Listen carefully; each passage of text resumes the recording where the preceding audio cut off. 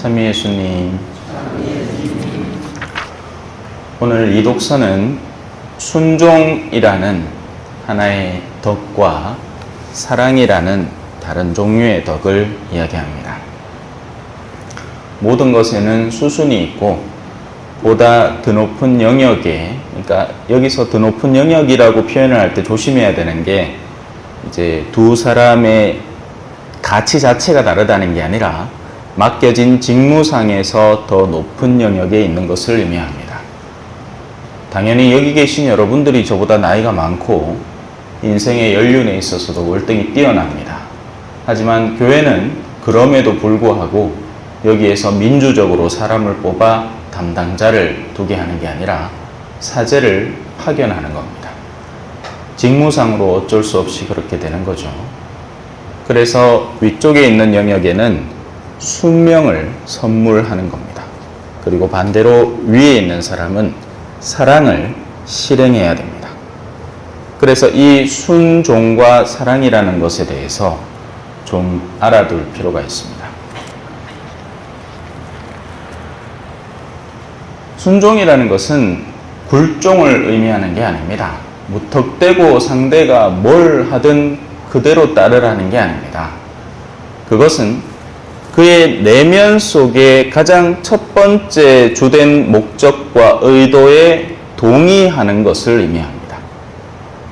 그에게 그 어떤 오류가 없다는 것이 아니라 여전히 오류를 갖고 있고 많은 것들에 대해서 부족할 수도 있지만 그의 가장 깊은 내면에 하느님에 대한 열정이, 신앙이 굳건히 자리하고 있다는 것에 순종하는 것을 의미합니다. 그래서 예수님은 반대자들을 많이 만났죠. 우리는 예수님이라는 분을 이미 이제 확증하고 있기 때문에 알고 있지만 만약에 예수님이 현대시대에 와서 활동을 했더라도 사실은 크게 그 활동 모습이 다르지 않았을 겁니다. 수많은 이들은 의심하고 진짜일까? 하늘나 있다 하는데 에이 그런 게 어디 있겠노? 세상이 중요하지. 이렇게 많이들 의심하고 심지어는 배척하고 적대하고 증오감을 발출했을 것이 분명합니다. 간단한 예를 들어 드릴게요. 우리 성당 근처에는 청소를 열심히 하는 어르신이 한 명 있습니다. 우리 신자들 중에서 심지어 칭찬도 해요. 야, 저 참 성당 주변 깨끗이 치웁니다. 그런데 과연 그게 칭찬할 만한 일일까요? 그 사람이 정말 우리 성당을 사랑해서 그 행위를 하고 있을까요? 절대로 그렇지 않습니다. 자기 성깔에 못 이겨서 더러운 꼴을 못 보기 때문에 성당 주변을 치우는 거지 성당에 뭔가를 잘해주려고 그렇게 하는 것이 아닙니다. 그건 칭찬받을 행동이 아니에요. 그저 자신의 개인적인 야욕과 이기적인 욕심에서 그렇게 하고 있는 것일 뿐입니다. 자기가 그 성당 바로 옆에 가게를 두고 있기 때문에 더러우면 손님이 안 올 거니까 그걸 치우고 있는 거지 성당에 그 일절 어떤 도움도 주고 싶어 하는 것이 아닙니다. 실제로 우리가 주말마다 선교를 나갑니다. 그렇게 나가서 선교 책자를 주는 순간 다른 사람들은 그래도 군말 없이 받을 때 그 사람은 성질을 냅니다. 언제라도 수 틀리면 심지어는 성당을 고소고발도 할 수 있는 사람인 겁니다.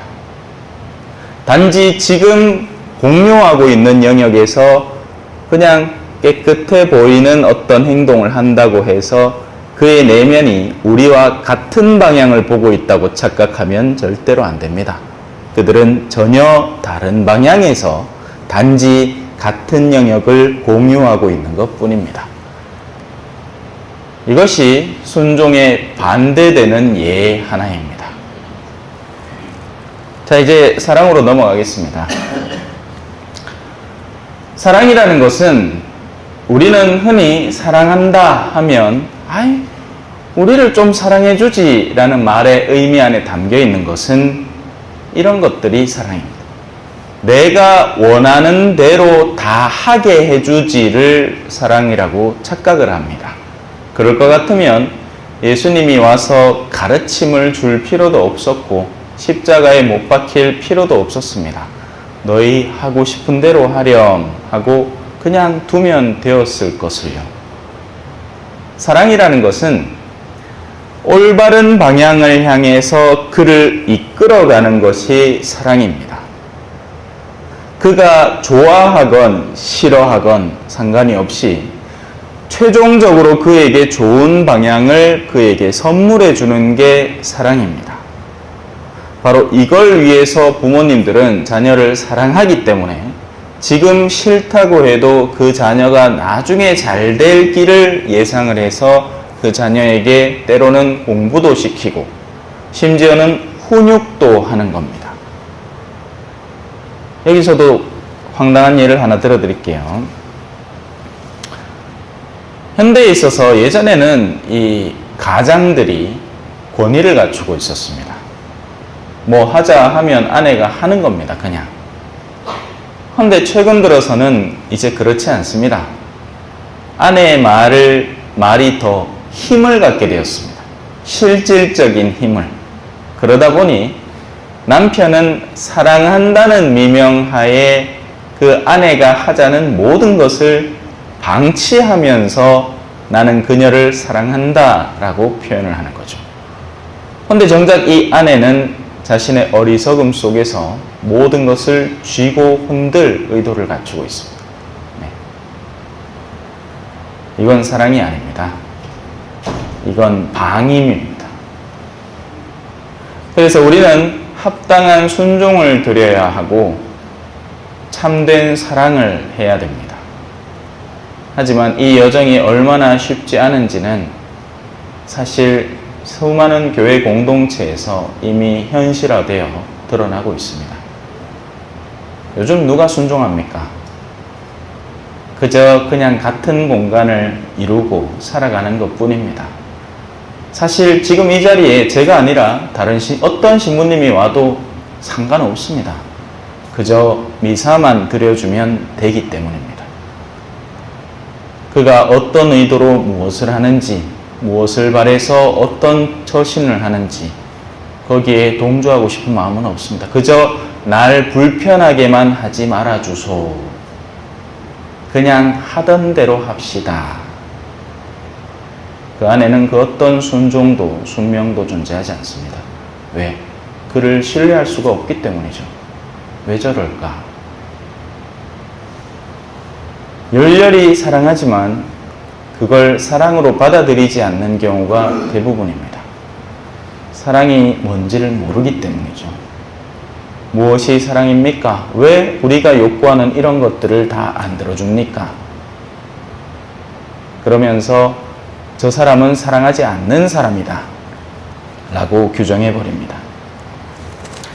하지만 나중에 다 밝혀진 겁니다. 뭐가 진짜 순종이었고 어떤 것이 진정한 사랑이었는지는 영혼 안에서 드러납니다. 왜? 참된 순명을 하는 이들은 내면의 방향이 같기 때문에 가서 만나는 곳도 같습니다. 참된 사랑을 하는 이들은 자신이 사랑하는 대상이 자기에게 오기를 바라기 때문에 결국 그 사랑을 완성했을 때 그들과 함께 그 기쁨을, 그 열매를 나누어 먹을 겁니다. 그래서 오늘 일독서에도 복음에도 이렇게 묻는 겁니다. 지금 이렇게 말하는 것이 여러분을 거슬리게 합니까? 이 거슬린다는 말의 미묘한 표현 속에는 우리의 내면 속에 들어있는 거부감을 나타내는 거죠.